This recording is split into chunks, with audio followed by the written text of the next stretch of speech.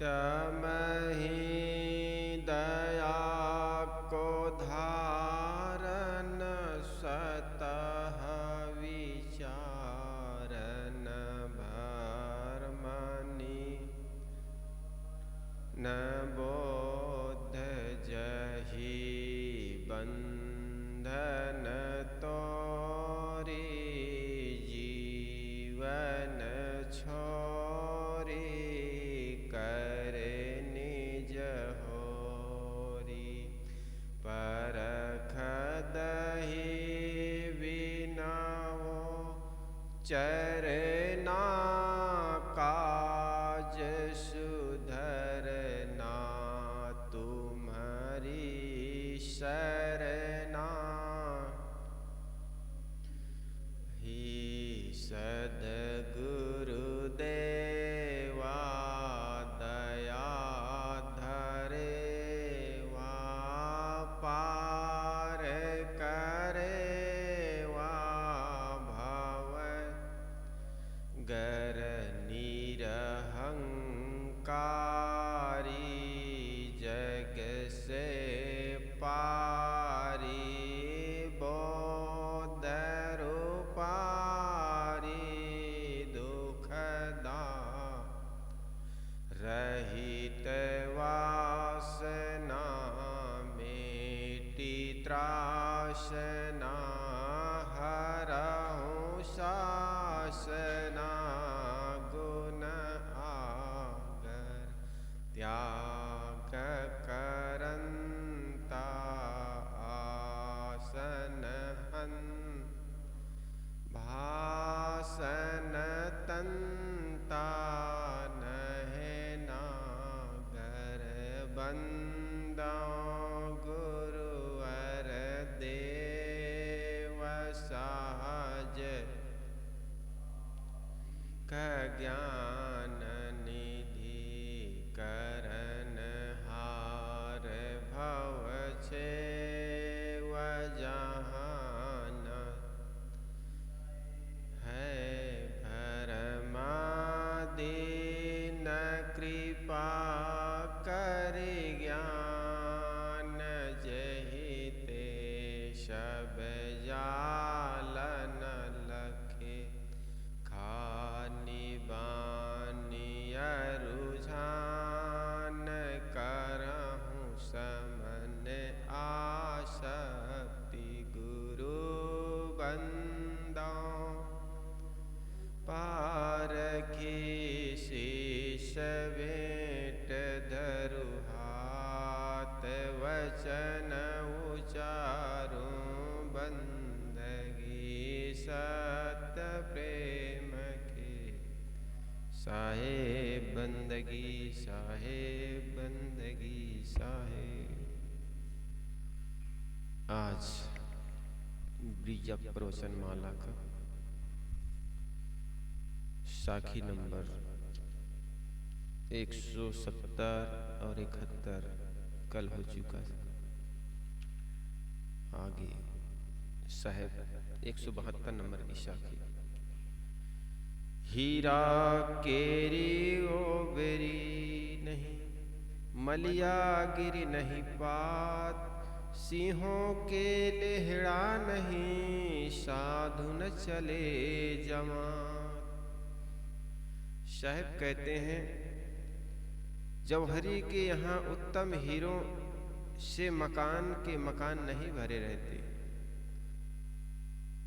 उत्तम हीरो से भरी कोठरियां नहीं होती, हीरो की ओबरी नहीं, ओबरी कहते हैं कोठरी को। हीरो से भरा कोई मकान या पूरा हीरा से भरा हो ऐसा दुकान भी नहीं होती। पंक्ति की पंक्ति मलियागिरी नहीं होते, सिंहों के झुंड का झुंड सिंह नहीं होते, पूर्णता प्राप्त संतों की इसी प्रकार भीड़ नहीं होती। जौहरी के यहाँ उत्तम हीरों से मकान के मकान नहीं भरे रहते, उत्तम हीरे तो थोड़ी संख्या में होते हैं। इसी प्रकार मलियागिरी की सही पेड़ पर्वतों पर कहीं विरले होते हैं, उसका कोई बाग नहीं होता। वन में सिंह के झुंड नहीं होते, वे कहीं कहीं इक्के दुक्के होते हैं। पूर्ववत प्राप्त संतों की बात भी यही है, वे कहीं कहीं विरले होते हैं। सदगुरु श्री अभिलाष साहब कहा करते थे, पहले कोई संत पारखी संत उनके दरवाजे पर आए तो उन्होंने कहा था कि अपने दरवाजे पर चुग्गे डालते रहिए, कौओं अन्य पक्षियों के साथ हंस भी आएंगे। ठीक इसी प्रकार संतों की सेवा करते करते बहुत से ऐसे वेशधारी संत होते हैं, आते हैं जाते हैं, लेकिन उसी बीच में निर्माणी संत आएंगे, तत्ववेत्ता संत आएंगे, पूर्ण ज्ञानी संत आएंगे। अगर हमने संतों की सेवा करना ही छोड़ दिया तो वो हंस परमहंस उस संत से भी हम अछूते रह जाएंगे। इसी प्रकार अगर अनाज डाल रहे हैं पक्षियों के लिए तो अन्य पक्षियों के देख कर के बहुत से पक्षी आ रहे हैं, ऐसे ही पक्षी चले आ रहे हैं, हमें तो केवल हंस चाहिए, हमने दाना डालना छोड़ देंगे तो अन्य पक्षियों के साथ जो हंस आना होगा वो हंस से भी हम चूक जाएंगे। इसलिए साहब कहते ये मत सोचना कि झुंड के झुंड कहीं संत होते हैं, उसमें कोई कोई विरले होते हैं, अधिकतर लोग तो भीड़ होते हैं और भीड़ों की भी जरूरत है। तो वो अन्य संतों के साथ परम संत उस स्थिति पर पहुंचे, उच्च दशा पर पहुंचे, ऐसे संत भी मिलते हैं। कुछ लोग उक्त साखी को लेकर कुतर्क करते हैं, साधु न चले जमात, साधु की जमात नहीं होती, अर्थात समाज बांधकर संत नहीं चलते। जहाँ जमात का या समाज है वहाँ संत नहीं, और जहाँ संत है वहाँ जमात या समाज नहीं। ऐसा कुतर्क वही करता है जो अधूरा बुद्धि का होता है। उक्त साखी में संत समाज का खंडन नहीं है। यहाँ साधु न चले जमात कहकर सदगुरु ने साधु शब्द से पूर्णत्व प्राप्त एवं जीवन मुक्त संतों की ओर इशारा किया है। यह बात सच है कि जीवन मुक्त संतों की भीड़ नहीं होती, वे विरले विरले होते हैं, परंतु इससे कोई यहाँ अर्थ नहीं लगा ले कि यहाँ सामान्य श्रद्धालुओं सामान्य साधुओं का तिरस्कार किया गया है, तो गलत है। कक्षा 1 में पढ़ता हुआ बच्चा भी विद्यार्थी है और MA BA के पढ़ता हुआ युवक भी विद्यार्थी है। कक्षा 1 में पढ़ता हुआ विद्यार्थी निंदनीय नहीं है, यह भी पढ़ता रहा तो एक दिन MA में पहुंच जाएगा। इसी प्रकार साधारण साधना में चलने वाले साधक भी साधु है, पूर्णत्व को प्राप्त साधक भी साधु है। साधारण साधु निंदनीय नहीं है, यदि साधना में लगे रहे तो वे भी एक दिन पूर्णत्व प्राप्त कर लेंगे। अतएव इस साखी में जीवन मुक्त एवं पूर्णत्व प्राप्त संत भी विरला बताई गई है। साधारण साधु की इसमें निंदा या उपेक्षा नहीं है। श्री राम रहस्य साहब जी ने दोनों को समन्वय करके कहा, साधु साधु सभी बड़े अपनी अपनी ठौर, शब्द विवेकी पारखी ते माठे के मोर। जिन व्यक्ति ने जानने योग्य को जान लिया, अपने योग्य को करने योग्य को कर लिया तथा पाने योग्य को पा लिया, वह कृतार्थ हुआ, पूर्णत्व प्राप्त संत है। जानने योग्य अपना स्वरूप और अपनी आत्मा है, उसे जान लिया। करने योग्य वासना का त्याग है, उसने कर लिया, तथा पाने योग्य स्वरूप स्थिति है, उसे पा लिया। तो ऐसे मनुष्य को अब न कुछ जानना बाकी रहा, न कुछ करना बाकी, न पाना शेष। ऐसा पूर्ण तृप्त मनुष्य ही पूर्ण संत है, और ऐसा संत विरले होते हैं। जिसको जानना चाहिए वो जान लिया। जानना क्या है? अपने स्वरूप। पाना करना क्या है? वासनाओं का त्याग। जो आदमी इस पूर्णता को पा लेता है, अपने स्वरूप की जिनको जानकारी हुई, ठहरना है अपने स्थिति में और त्यागना है वासना को, और ऐसा करने वाला व्यक्ति ही पूर्ण साधक हो जाता है। अब कोई विद्यार्थी घर से निकला तो एकाएक वो एमए बीए या टीचर की परीक्षा पास कर नहीं लेता है। साधक आता है, साधना पथ पे संतों के साथ लगा रहता है और लगते लगते वर्षों बाद कुछ जानकारी मिल पाती है। ये तो हमारे कबीरपंथ में कहावत है, जब रहे 12 बरस रहे संतों की टोली, तब कहे सीखे एक बोली। संतों के साथ काफी लंबे समय तक रहने के बाद कहीं हम शब्द सीख पाते हैं, अन्यथा तो वही घर गृहस्थी में जो गाली गलौज करते थे, गंदी गंदी बातों की जगहों को याद करते थे गाली के रूप में, वही आदमी करता चला जाता। कितनों बार आदमी ब्रेक लगाता है, आज मेरे से भूल हो गई, फिर इन शब्दों का प्रयोग नहीं करूंगा, फिर भी बहता चला जाता है। हमारे संस्कार जाएगा कहाँ? किया धरा वो मिटता वर्षों बाद, धीरे धीरे धीरे करके हमारे दोष खत्म होते हैं और उस दोष को खत्म करने में वर्षों लग जाते हैं। तो साधक जिस पथ पर चल रहे हैं सुधार की जगह है, इसीलिए प्रवर्तक स्थल कहा जाता है। यहाँ पर आकर के संत अपने आप को बदलता है, व्यक्ति अपने आप को बदलता है। कोई एकाएक चरम सीमा पर चरम स्थिति पर नहीं पहुंच जाता है। कई बार साधक के मन में फील होता है, मैंने इतना अभ्यास किया, इतना प्रयास किया, फिर भी क्यों नहीं होता है। आंशिक रूप में परिवर्तन होता है। धैर्यता की जरूरत है, धीरज की जरूरत है और लगा रहे साधक तो निश्चित मन धीरे धीरे, देखो एक मन को मैल करने में कितने वर्ष लग जाता है और कितने हम समय लगाते हैं। जब साधक का मन मैला होता है तो कितने समय उसी में लगाता है, उसी का चिंतन करता है, रात और दिन आंख बंद करता है तो भी उसी को देखता है, आंख खोलता है तो भी उसी को देखता है। वो एकदम दृढ़ उसके अंदर में छप जाता है, वो बात दृढ़ता पूर्वक मन में बैठ जाती है। तब कहीं उसका संस्कार, एक तो विचार पहले बनता है, विचारों को फिर आप क्रिया के रूप में आचरण में करने लग जाते, वही संस्कार बन जाता है। फिर वर्षों बाद वो संस्कार छोड़ने पर भी नहीं छूटेगा। ऐसा लगता है कि छूटेगा नहीं, लेकिन दुनिया में कोई भी आदत हो, कैसे भी पड़ी हो आदत, तो छूट जाती। करो कोशिश, बनी लत छूट जाती।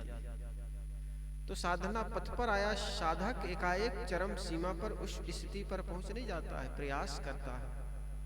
जिस प्रकार हमारा मन मैल हुआ, वर्षों लगा है, अब उस मन को साफ करने में उतना ही समय लगेगा, जितना हम पुरुषार्थ करेंगे उतना हम जल्दी कर पाएंगे। जिस प्रकार एक बर्तन कालिख जब हो जाता है तो एक बार में नहीं, 2 बार में नहीं, 3 4 धोते धोते वो कालिख निकल जाता है। इसी प्रकार हमारा मन या साधना क्षेत्र में चलते हुए साधक की स्थितियां होती है।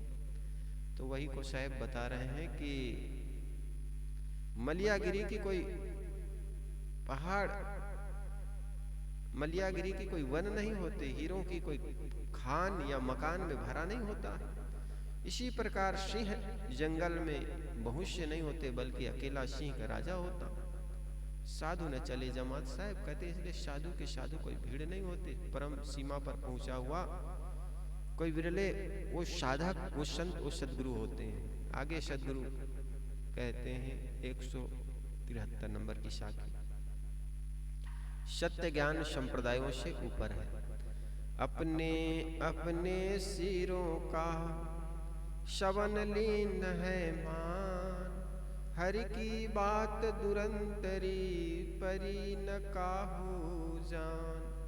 साहब कहते संसार के पराया सभी लोग निरख परख किए बिना अपनी अपनी परंपरा एवं संप्रदाय की बातों को स्वीकार करते हैं। अपने अपने सिरों का सबन लीन है मान। संसार के प्रायः सभी लोग निरख परख किए बिना ही अपनी अपनी संप्रदाय परंपरा की बातों को स्वीकार लेते हैं।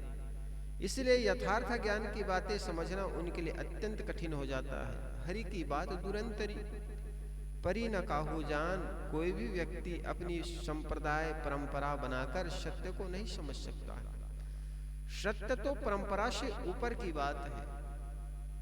कोई आदमी किसी भी संप्रदाय या मतपंथ के रहने वाले हो, अपने मन को मांझना चाहे तो किसी मतपंथ के आदमी हो, उनका मन निर्मल हो सकता है, उनको शांति मिल सकती है।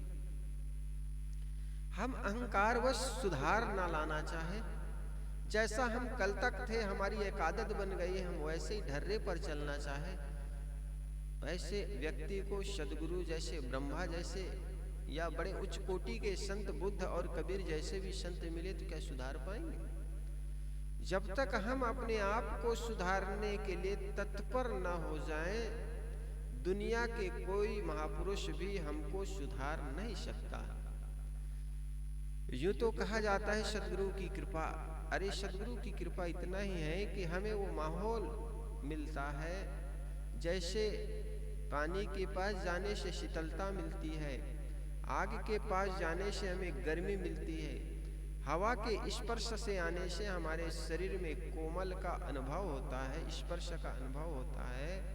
इसी प्रकार ऐसे संत गुरुजनों के पास जाने से एक हमारे मन सम्मोहित होता है कि यहाँ पर जैसे जैसे सुने थे वैसे वैसे एक माहौल हमारे मन में बनने लगता है। उनकी कृपा इतना है, उनके बताए मार्गों पर चलना, उनकी अनुभूत ज्ञान को जीवन में हम भी अनुभव करने का प्रयास करें। क्योंकि कोई आदर्श हमारे सामने होता है तो हमारे मन में होता है ऐसे भी जिया जा सकता है, और केवल कहने सुनने की बात रह जाए, ऐसे व्यक्ति ना हो तो ऐसा लगता है केवल ये तो कहने सुनने की बातें हैं, और ऐसी स्थितियां नहीं आएगी, ये मन शिथिल होने लग जाता है, फिर साधक लौट जाता है। साहब कहते संसार के प्रायः लोग अपने मतपंथ की बातों को बिना परख किए अपनी अपनी शीरों का, अपनी परंपराओं का शवन लिन्नयमान वह शीर से स्वीकार कर लेता है। जो आदमी जिस परंपरा में जन्म लेता है वह उनकी रीति रिवाज तथा नियमों का प्रायः पालन करने लगता है और उनकी निर्धारित बातों को मानने लगता है।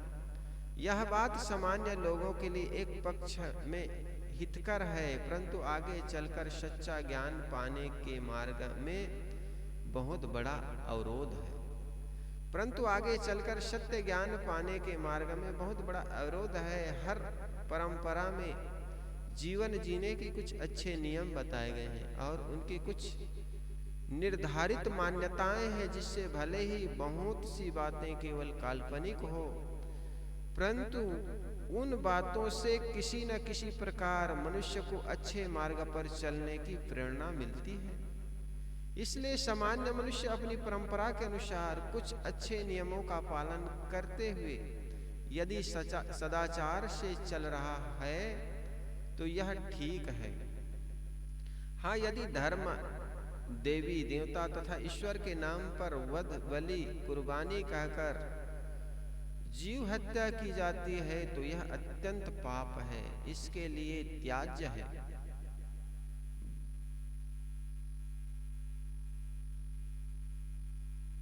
सबके लिए त्याज्य है।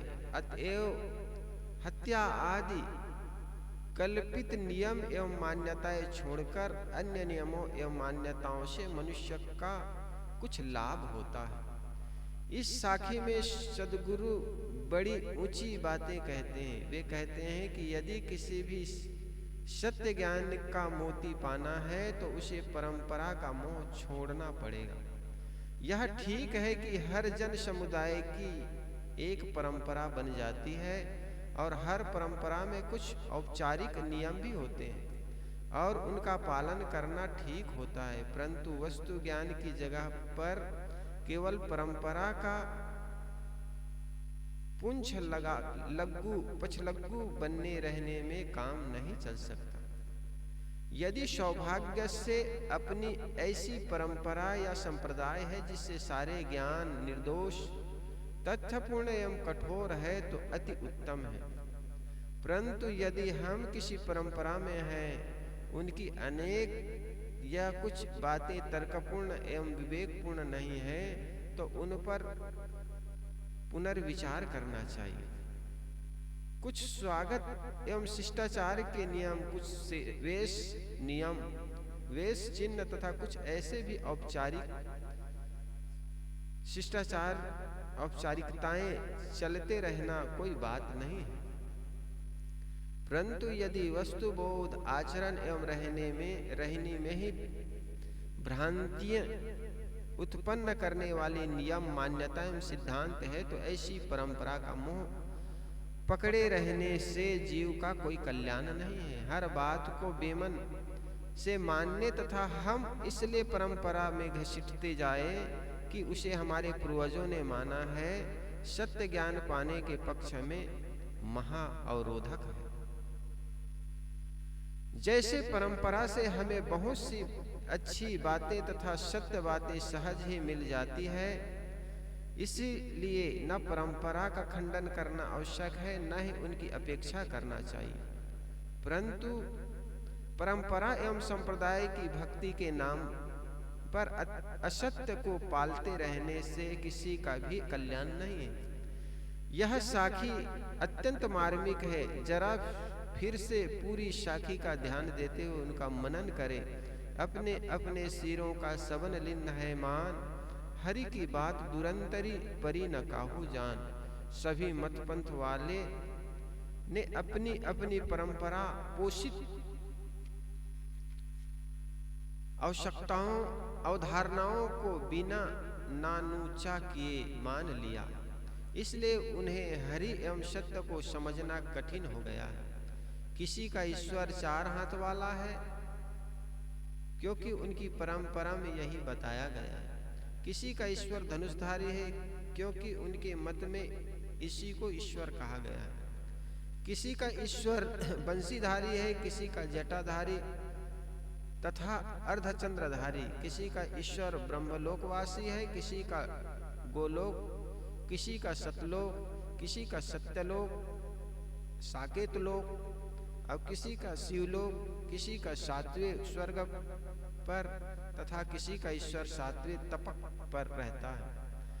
किसी का ईश्वर रास रचता है तो किसी का ईश्वर नरक एवं रोजक यामत की आग उद्गार करता है। किसी के यहाँ ईश्वर का दूत आया है, किसी के यहाँ ईश्वर का पुत्र, किसी के यहाँ ईश्वर का अवतार। इस प्रकार की ईश्वर की धारणाएं भगवान कृष्ण के अवतार में विष्णु के 16 कला बताए जाते हैं, पूर्ण बताए जाते हैं अनेक अनेक अवधारणाओं में। अब मुसलमान लोग मोहम्मद को ईश्वर के संदेश वाहक मानते, ईसाई लोग महात्मा ईसा को ईश्वर का पुत्र मानते, तो हिंदुओं ने कहा हमारे यहाँ तो साक्षात ईश्वर ही अवतरण लेते। इस प्रकार की ईश्वर की अनेक धारणाएं लोगों के संप्रदाय में बने हुए हैं। नाना मत पंथ के भोले लोगों ने मान रखा है कि हमारी किताब ईश्वर ने गिराई है। वे बड़ी अहंकार पूर्वक कहते हैं कि केवल इन्हीं के मत पंथ ईश्वर प्रद एवं स्वर्ग एवं मोक्ष के रास्ते हैं। शेष के मनगढ़ंत एवं काफिरों तथा नास्तिकों के रास्ते हैं। जिन मतवलंबियों को ईश्वर की ठेकेदारी तथा भूत सवार होता है, उनके पैर जमीन पर नहीं पड़ते। वे अन्य को काफिर तथा नास्तिक कहते नहीं अघाते, यद्यपि वे स्वयं केवल कल्पना लोक की परी के स्वप्न देखते रहते हैं। ऐसे लोगों को हरि की बात समझ में नहीं आ सकती। हरि परमात्मा आत्मा ब्रह्म खुदा स्वयं चेतन ही है। केवल परंपराओं का पछलग्गू बनकर स्वरूप ज्ञान एवं आत्मज्ञान नहीं हो सकता। सारे परंपराओं को हटाकर ही अपने आप को समझा जा सकता है।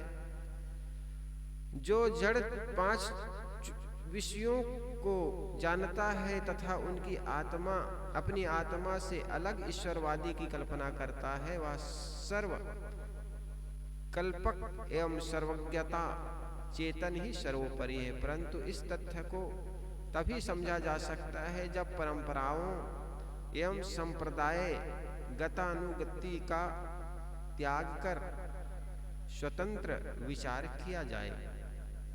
साहेब आगे साखी 174 नंबर में बताते हैं, राम जीव से बाहर नहीं। हाड़ जरे जस लाकड़ी, बार जरे जस घास, कबीरा जरे राम रस, जस कोठरी जरे कपास। साहब कहते हैं, जिस प्रकार मृत शरीर का दाह करने पर उनकी हड्डी लकड़ी के समान जलती है और बाल घास के समान जलते हैं, परंतु परोक्ष में राम मानकर उनको उपासना एवं विरह वेदना में जीव उसी प्रकार भीतर भीतर जलता रहता है, जैसा कोठी में कपास जल आए और बाहर पता ना चले। सद्गुरु ने इस साखी में शरीर और भ्रांत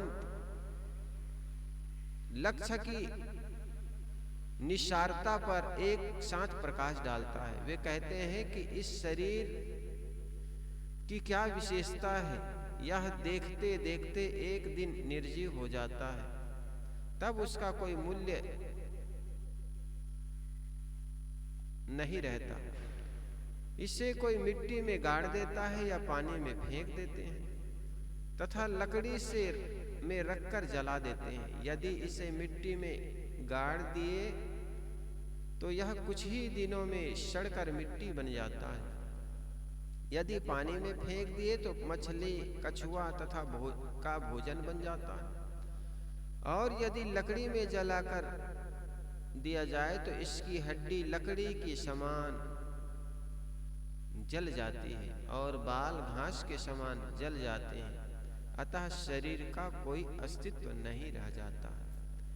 इधर जीव का लक्ष्य परम शांति की प्राप्ति रहा, वह सफल नहीं हुआ, क्योंकि मनुष्य को राम का यथार्थ बोध नहीं हुआ।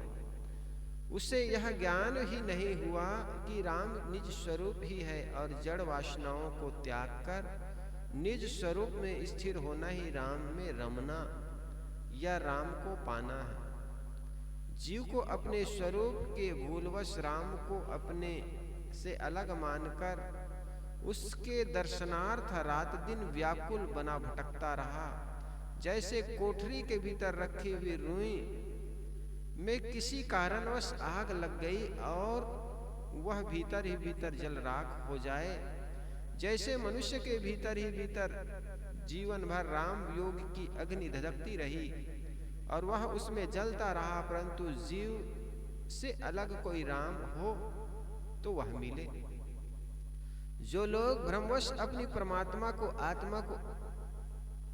आत्मा से अलग मानकर खोजता है, वियोग का काल्पनिक अनुभव करते हैं, वे जीवन भर केवल दुख का अनुभव करते हैं। क्योंकि बाहर से कोई ऐसे ईश्वर अगर मिल जाए जो शरीरधारी हो या उनके 4 हाथ हो, सिर में मुकुट हो, ऐसा कोई व्यक्ति परमात्मा के रूप में मिल जाए तो उनसे वियोग हो ही जाएगा। हमारे संत लोग एक कहानी सुनाते हैं कि एक दिन एक राम उपासक, एक माता जी थी कृष्ण उपासक, वो माँ जी थी, रोज के कृष्ण को याद करती कि हे भगवान कब दर्शन दोगे। एक दिन भगवान मौज में थे, सुबह सुबह आ गए, कहने लगे भाई दरवाजा खोल, जय श्री कृष्ण कहने लगे। दरवाजा खोली तो देखी माता जी, अरे भगवान आज मेरे दरवाजे पर है। वो भगवान तो 2 दिन, माता जी तो भाव में 2 दिन तो खूब देसी घी का हलवा और सूप अच्छे अच्छे बना करके खिलाई। अब वो भगवान जाने का नाम ना ले। भाई जी भी हलवा पूड़ी खूब खिलाए, 2 दिन तो खिलाई बेचारी, फिर तीसरे दिन काम में ड्यूटी में भी जाना। अब फिर भी भगवान आए हैं तो कैसे कहे भगवान आप जाइए। कहने लगे भगवान आपका कोई और आगे कोई प्रोग्राम नहीं है। कहे नहीं नहीं भाई, सारे प्रोग्राम निरस्त करता हूँ यहाँ, इससे अच्छे खाने और कहाँ मिलेगा। तो ऐसे भगवान मिल जाए तो आदमी हाथ पकड़ के निकाल ना दे, कब तक खिलाएगा हलवा पूड़ी। तो कहने का मतलब आदमी बाहर से भी अगर मिलता है तो विषय होगा, व्यक्ति होंगे, और वे व्यक्ति छूट जाएंगे तो फिर वही वियोग जनित जो दुख है हमारे मन को पुनः पकड़ लेगा। इसलिए हमारे प्राप्तव्य कहीं बाहर नहीं है, बल्कि अपने आप को शोधना है, अपने आप में ही झांकना है। और वो तब होगा जब हम अपने मन को निरंतर मांझते चले जाएंगे।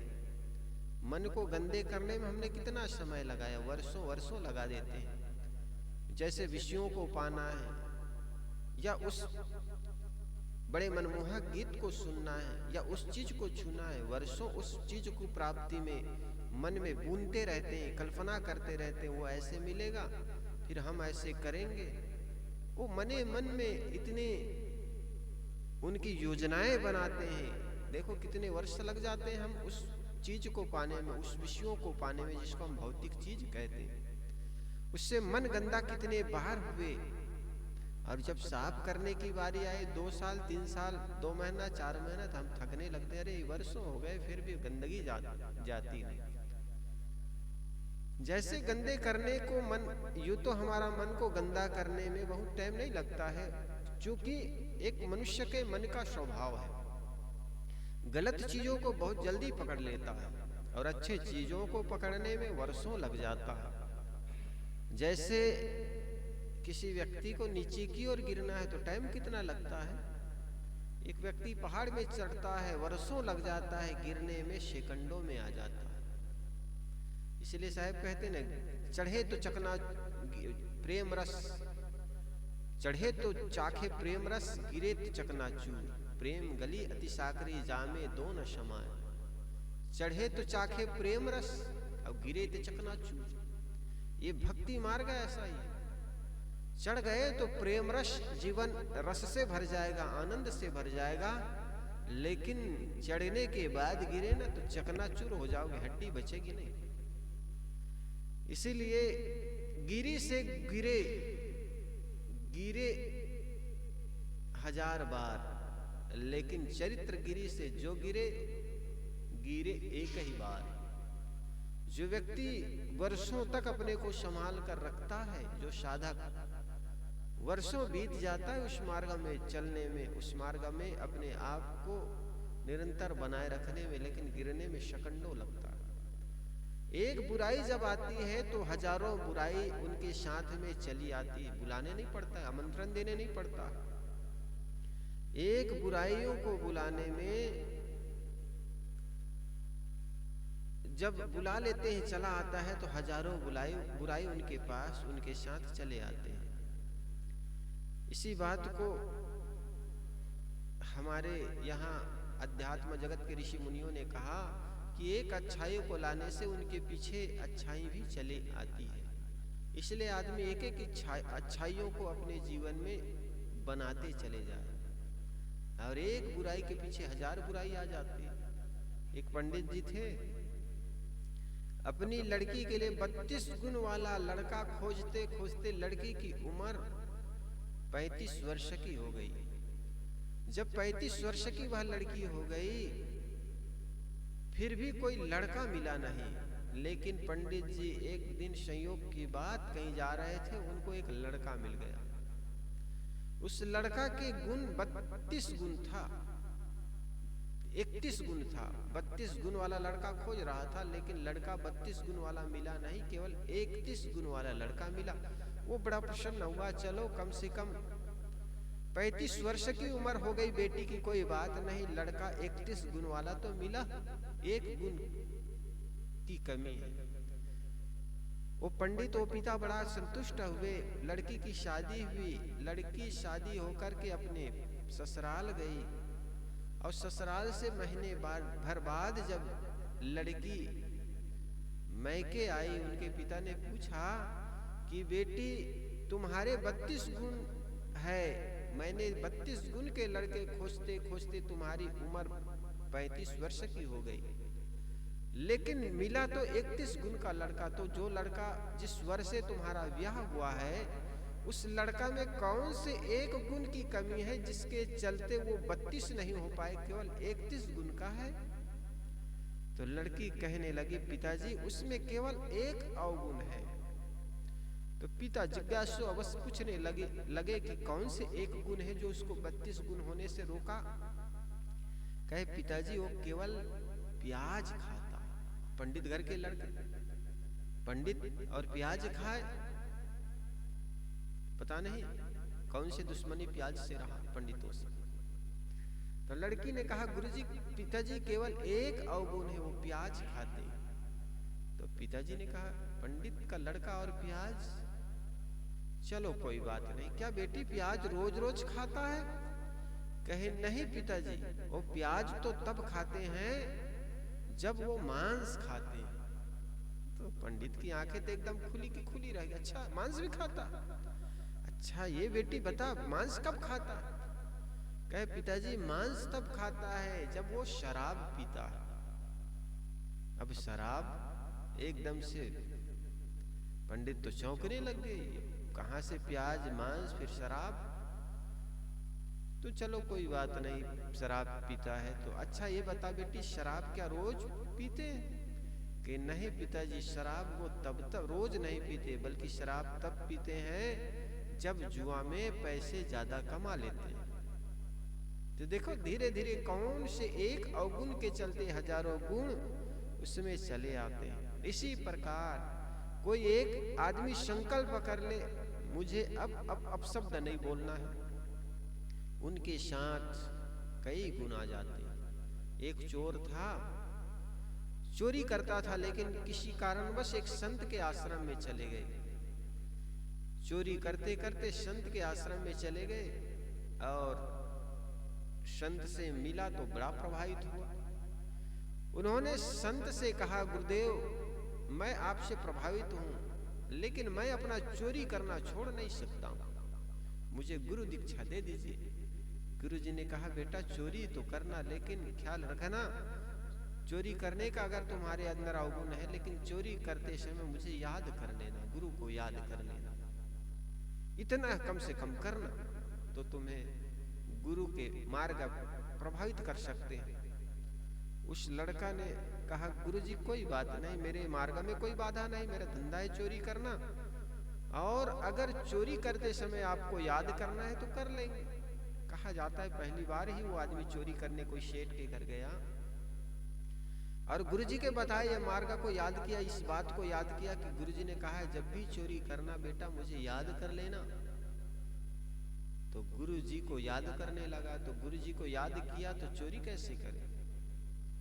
उनके मन में उनके विचारों में गुरुजी ही दौड़ने लग गए। गुरुजी कह रहे अब कर चोरी, मैं देखता हूं। वो व्यक्ति जो चोर था उसका जीवन चोरी करने की ओर आगे बढ़ा नहीं। गुरुजी बार बार उनको धक्का मार रहा है, मन से विचार बन रहा है कि कर चोरी, देखता हूं कैसे करता। उनके मन में आया कि गुरुजी देख रहा है, कोई तो देख रहा है मैं चोरी कर रहा हूं।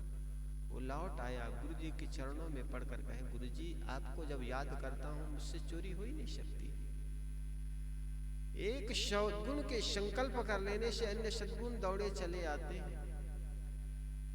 आप कुछ भी करते हैं लेकिन मन में संकल्प कर ले कि मुझे केवल सत्य बोलना है, तो जहां आप उलझ जाएंगे मन होगा कि यहाँ पर झूठ बोल करके बचाया जा सकता है या बचा जा सकता है। धीरे धीरे वो सद्गुण सदाचार जीवन में आने लग जाएगा। ठीक इसी प्रकार जो ये शरीर है, शरीर तो एक दिन सबका जल जाता है। जो व्यक्ति आग में रख देता है उसका शरीर आग से जल करके बाल तो घास की तरह जलता है, हड्डियां लकड़ी की तरह जल जाती है। जो व्यक्ति इस शरीर को गाड़ देते हैं कुछ दिन में कीड़ी कीट खा जाते हैं, मिट्टी हो जाती है यह देह। जो व्यक्ति पानी में बहा देते हैं उसका शरीर मछली और कछुआ और जीव जंतु उस शरीर को खा जाते हैं। ये शरीर की इस प्रकार अंततः नष्ट हो जाते हैं। लेकिन अजर अमर तत्व जो है हमारी आत्मा है, वो आत्मा कभी नष्ट नहीं होते। और जिस व्यक्ति को अनुभूत हो जाती है, जिस प्रकार व्यक्ति को वासनाएं नचाती है, हमारे मन में सूक्ष्म जो संस्कार होते हैं वो हमारे अपने साथ होते हैं। यही कारण है कि हमारे शरीर क्षण क्षण बदल रहे हैं। केवल मरने की प्रक्रिया वो 80 साल 90 साल में ही थोड़ी होती है, धीरे वो प्रक्रिया निरंतर हो रही है। बचपना का जो शरीर था आज नहीं रह गया। बच्चा जन्म लेता है, 7 वर्ष में उनके सारे तंतु बदल जाते, उनके शरीर के अंग अंग बदल जाते। तो हमारे शरीर हर क्षण बदल रहे हैं। हमारा शरीर ये एक दिन मिट्टी में के रूप में रूपांतरण हो जाता है, हवा के रूप में रूपांतरण हो जाएगा। कुछ इनके अग्नि तत्व है, वो अग्नि लेगी। इस प्रकार ये शरीर तो विनाश हो ही जाते। साहब कहते हाड़ जरे जस लाकड़ी, बार जरे जस घास, कबीरा जरे राम रस, जस कोठरी जरे कपास। साहब कहते हैं जो विवेकी और ज्ञानी लोग होते हैं वो अपने राम में रम जाते हैं। जरने का मतलब अपने राम में स्थिर हो जाते हैं। जो जीवन भर केवल दुख का अनुभव करते हैं और अपने समय और शक्ति का बर्बादी करते हैं, अलग जब राम है ही नहीं तब वह मिलेगा क्या। इसलिए मनुष्य को चाहिए कि वह अलग राम की कल्पना छोड़कर अपने स्वरूप को पहचानने, वही राम है, वही रहीम है। आगे मनुष्य का भटकाव। घाट भुलाना बाट बिनु, भेष भुलाना कान, जाकी माड़ी जगत में सो न परा पहचान। घाट भुलाना बाट में, घाट कहते हैं शरीर भी एक घाट है। गंगा घाट आदमी नहाने जाता है, उस जगह को भी घाट कहते हैं। जैसे रास्ते न मिलने से नदी पार जाने वाला बाट भूल जाता है, वैसे ही यथार्थ ज्ञान पथ न मिलने से मोक्ष द्वार भूल जाता है। मोक्ष पथगामी तथा मोक्षो उपदेशक साधु लोग तो अपने वेश की मर्यादा एवं मान महंती में भूल जाते हैं, और जिस जीव के कर्तव्यों की शोभा संसार में फैली है, मनुष्य को उसकी पहचान नहीं होती। किसी नदी को पार करने के लिए घाट पर जाना होता है। नदी तो यूं बहती चली जाती है, लेकिन जहां जहां उतरोगे हर जगह घाट थोड़े होता। घाट अर्थात पार करने की एक जगह होती जिसको घाट कहते हैं। यदि घाट का ही रास्ता भूल जाए तो उस पर नहीं पहुंचा जा सकता, उस पार नहीं पहुंचा जा सकता। मन की उलझने एक भयंकर नदी है, उसमें पार जाने के लिए विवेक घाट है।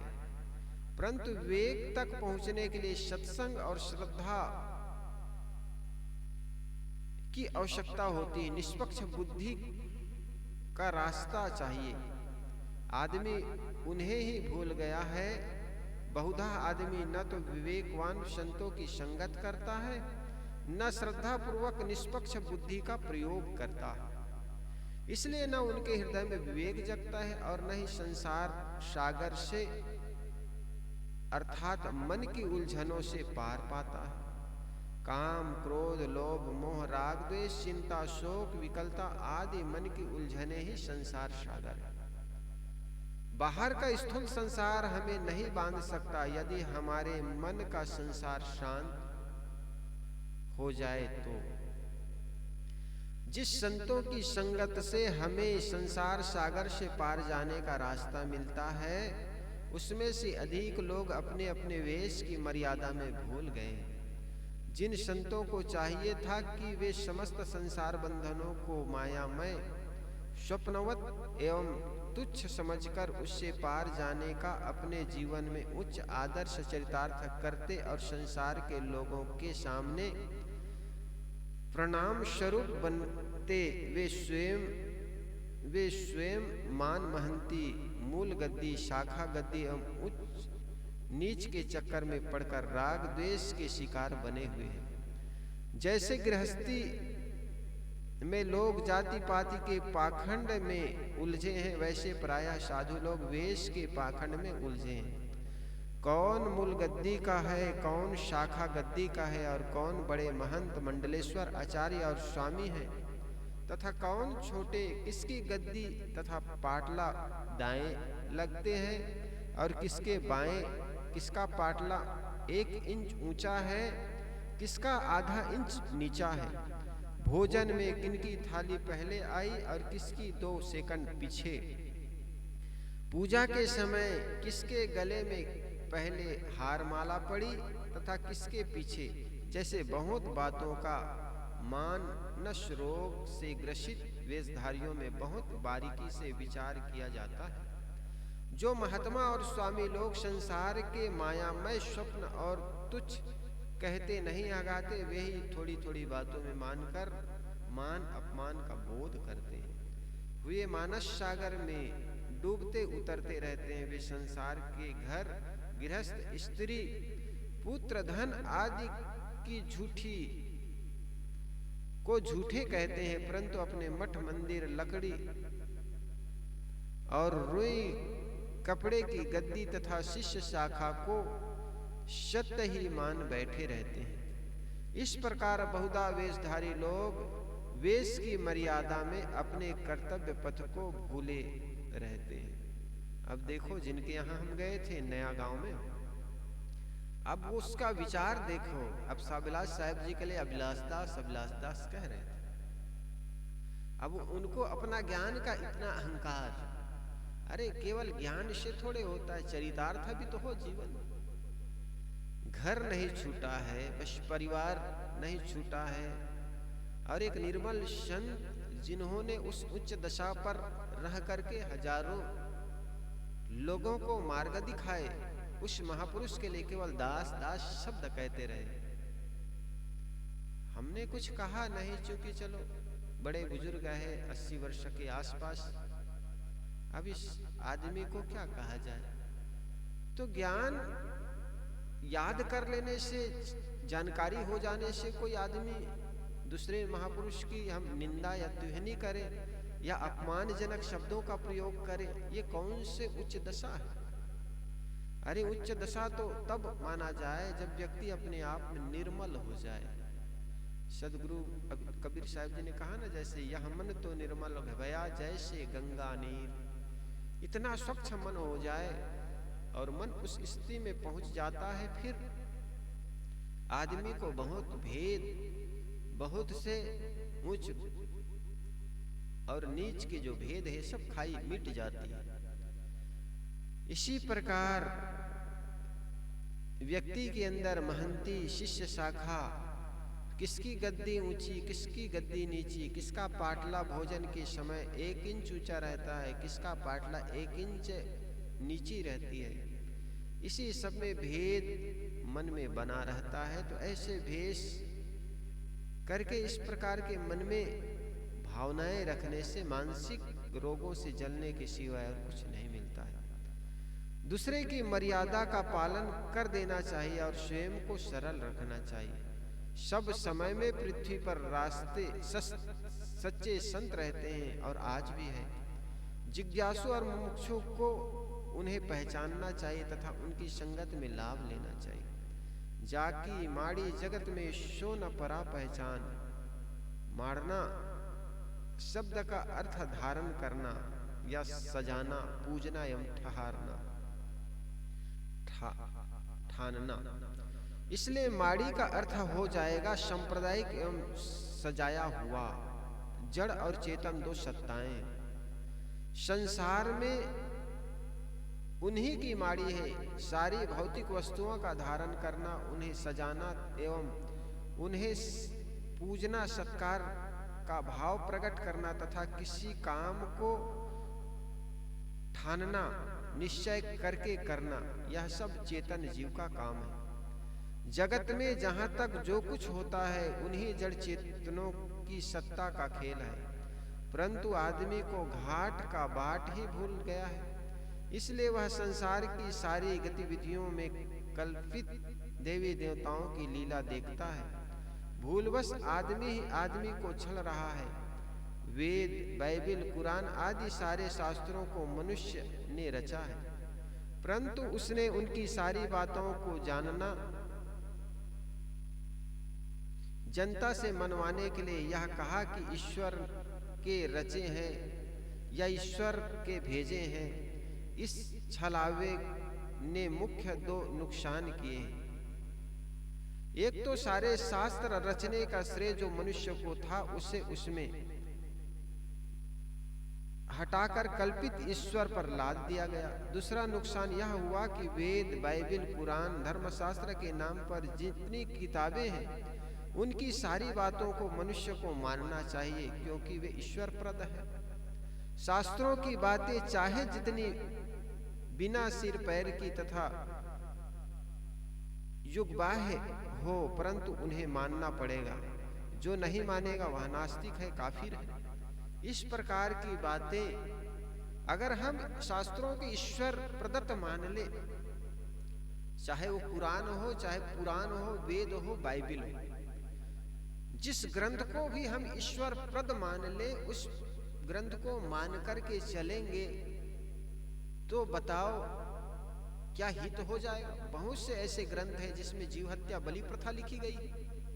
अब बलि प्रथा एक मोटे मोटे से भी हम समझें तो कितना दुखदाई होता है अन्य जीवों के लिए जिसकी हम बलि चढ़ा रहे हैं, और दूसरे की बलि चढ़ाने से हमारा स्वार्थ क्या उनसे सिद्ध हो जाएगा। लेकिन आदमी ने सोचा कि शास्त्रों में लिखा है, देखो बलि प्रथा, और ये वेद पुराण में भी बलि प्रथा लिखी गई, उसको आदमी स्वीकारते चले जाते। कुरान में तो है ही, मनुष्य को उस पर विचार करना चाहिए। क्योंकि कोई भी ग्रंथ, दुनिया में जो भी ग्रंथ है वो मनुष्यों के बनाए हुए ग्रंथ है, और अपने स्वार्थ के वशीभूत होकर के लोगों ने ग्रंथ का निर्माण किया।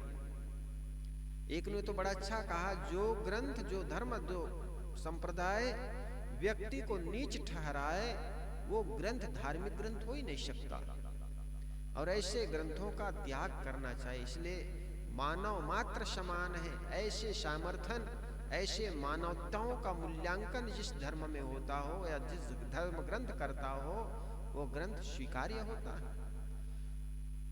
इसलिए भेदभाव को जो ग्रंथ ठहराता है वो ग्रंथ धार्मिक ग्रंथ नहीं हो सकता है। इसलिए उस पर भी विचार करने की जरूरत है। इसलिए कोई भी ग्रंथ स्वतः प्रमाण नहीं हो सकता है, उस पर हमें विचार करना चाहिए, और मानव मूल्यों को जहाँ बढ़ावा दे, मानवता की बात जो धार्मिक ग्रंथ या संप्रदाय करे, उस बात को हमें स्वीकार करना चाहिए। प्रत्यक्ष अनुभव जड़ चेतन की सारी विभूतियों की कल्पनाओं, देवों की अनुभूति मानकर मनुष्य ने सत्य के साथ कुतघात एवं असत्य की वकालत की। पथ प्रदर्शक महात्मा लोग अपनी शास्त्रीय मर्यादाओं में भूलकर जनता के लिए सत्य की ओर प्रेरक न बने।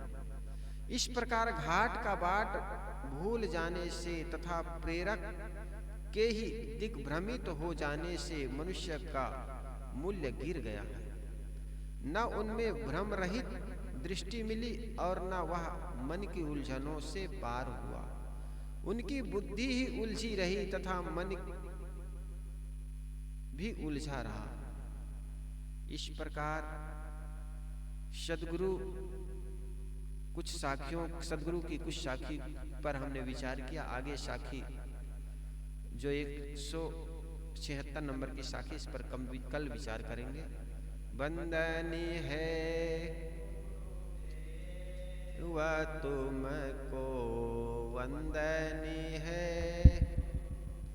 काल जाल के फंदा भारी, काल जाल फंदा भारी परख लखाय वह तुमको, वंदनी है गुरुदेव, वंदनी है गुरु मको, वंदनी है गुरु। वेद शास्त्र सब खोजत हारे, वेद खोजत हारे मर्म न जानत के, वंदनी है गुरुदेव, वंदनी है गुरु, वंदनी है गुरुदेव। गुरु समान और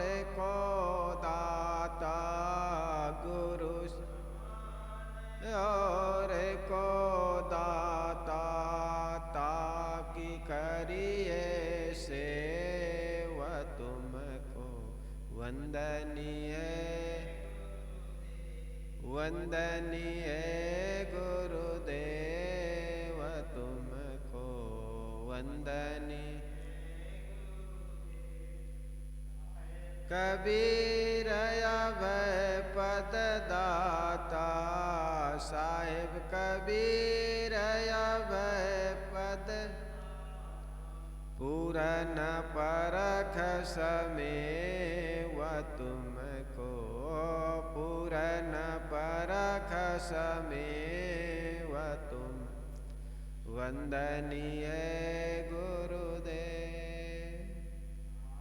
रति हो गुरु आरती आरती गरीब निवाज साहिब आरती हो आरती दीन दयाल साहिब आरती हो ज्ञान या